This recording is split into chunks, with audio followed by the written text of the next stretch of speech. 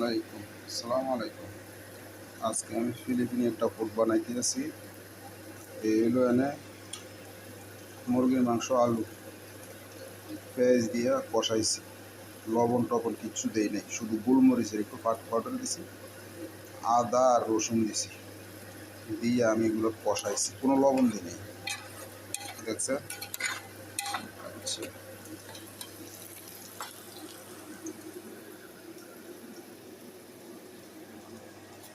কোনো লবণ দিই নাই। তো এখন দেবো এটার ভিতরে সয়া সস। এই যে সয়া সসটা দেবো, এই যে দেখো সয়া সসটা দেবো।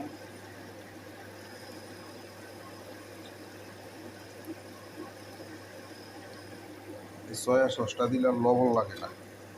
তো এটা ফিলিপিনি ফুড, এখন কালার দেখেন কিরকম। এটার নাম হলো হাড্ডোবো, তারার বাসা হাড্ডোবো। মানে এটা কি ইংলিশে হাড্ডোবো কই না বুঝতাম না, তারার বাসায় মানে হাড্ডোবো। এটা এখন লবণ হয়ে গেছে, কিন্তু লবণ দেয়নি আমি।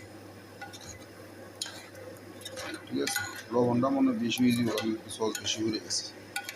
আচ্ছা, এইটা হলো ফিলিপিনি ফুড। দেখছেন?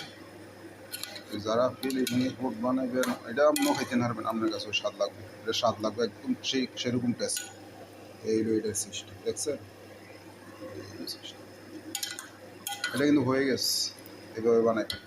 আর আজকে আমার ভিতরের পাক দুইজনের সাদা ভাত, আর সাদা ভাত দিয়ে আমি একটা বিরিয়ানি বানাবো গতকালকের মতন। তো আমি দেখা, আজকে আমরা ফুলকপি দিয়া, মাছ দিয়া, আলু দিয়া, টমেটো দিয়া পাকায়, এখানে আমি পেঁয়াজ রসুন দিয়া, আদা দিয়া কষাইছি শুধু, টমেটো, ফুলকপি, আলু, লবণ টবণ কিছু দেই নেই। এই এখন আমি লবণ দেবো, দেখেন। তো যারা তরকারি রাঁধবে পরে কিচ্ছু করতেন পারেন না, বিদেশিরা যারা অনেকে তরকারি রান্নার লাগিয়ে ভাত খাইতেন পারেন না, হোটেলে যেয়ে খান। এই দেখেন আবার হলদি দেন, হোটেলে যেয়ে খান। ঠিক আছে, এই দেখেন আমি মশলা বলতে এই ওল দিয়ে দিলাম, এই ওল দিয়ে দিলাম আইস। ঠিক আছে, আর মিক্স মশলা দেই না আমি। তারপরও যেহেতু